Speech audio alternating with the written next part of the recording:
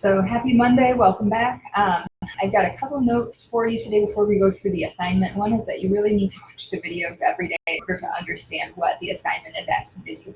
And you do need to watch the videos first before you go into the assignments. I shared Lexi's poem with you. She had some really great imagery in there. Please check the private comments for the poems that you turned in so you can see what I really enjoyed about your poem. Today you're going to, after you watch this opening video and you see some examples of emulation poems, you're going to read this new root word document right here and then watch the video to make sure that you're right. Once you've done that, you're going to practice the root words and complex sentences using quizzes. And remember, you need a comma if you start with a dependent clause, but if it doesn't start with a dependent clause, you don't need a comma in there. Once you're finished with it, do submit it to your answer section in the classwork. All right, have a great day. All right, well, welcome back. Happy Monday. I really appreciate all of the imagery poems that you turned in. We had some awesome poems. We're going to be emulating poems this week, and emulation requires us to be able to notice what an author has done and then imitate what they've done. So I wanted to show you some things that I noticed about Lexi's poem. She's got some great imagery in here, but then she also made some really deliberate craft choices. The last thing I remembered, summer, sand between my toes, stars guiding our path, Sarah and I, then water, all around me, blue as far as the eye could see, salt blinding my vision. I was scared, something gray, shark, the fright, the frantic movement, the force of the water pulling me down, all of a sudden, pain, piercing through my body, blood seeping away, excruciating pain surged until my oxygen gone. Most terrified I've ever been in my entire life, the life that was flashing before my eyes. Next, tranquility. I woke peacefully, blinding white light shined above until I realized who I was, what had happened, where I was. My leg was missing. So there are a couple really cool things that I noticed here, especially some of the repetition. We've got here in these first couple lines that repetition of S. And then she does some really nice things to play around with words, with then and pain and gone and missing, and some of those really key moments. She draws out those words.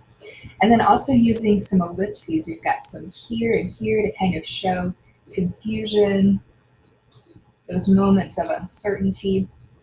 I noticed too some really cool repetition right here with the fright, the frantic, the force, that repetition of that F sound, the alliteration in there. So a lot of really cool things going on in this poem. I'm going to show you a couple of the poems that you could choose to emulate later on this week. And again, most of you picked out your poem last week, but you might change your mind and that's okay too. So I'll show you a few more things on that emulation tab. So again, we're getting ready to start writing our emulation poems tomorrow, and I wanted to point out a couple of these. Some of you really liked What Love Isn't. So I wanted to point out a template that you could use and maybe some ideas as well. So in What Love Isn't, it talks about what it is and what it is not. And so I have a template here, and tomorrow when you go to write your emulation poems, you can choose to copy and paste this right into the Google document and fill in some of those blanks if that's helpful. So you can maybe think about what family isn't, what trust isn't, what football isn't, what quarantine isn't, what second chances aren't, what friendship isn't, what vacations aren't, what poems aren't, what books aren't, what social media isn't.